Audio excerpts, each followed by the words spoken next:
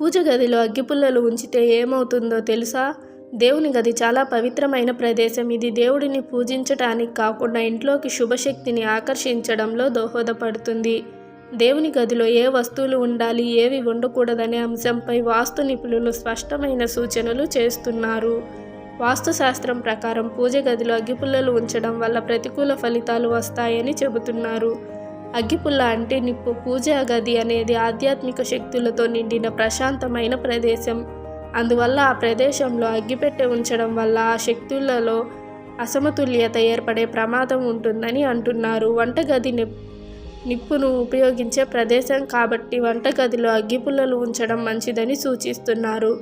వాస్తు ప్రకారం పూజ గదిలో అగ్గిపెట్టె పెడితే ఇంట్లో ఆర్థిక సమస్యలు తప్పవని వాస్తు జ్యోతిష్య శాస్త్ర నిపుణులు పేర్కొంటున్నారు.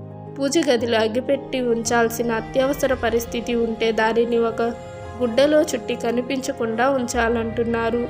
పూజ గదిని దక్షిణ దిశలో ఉంచకూడదు. వాస్తుశాస్త్రం ప్రకారం ఉత్తరం లేదా తూర్పు దిశల్లో మాత్రమే ఉంచాలని చెబుతున్నారు.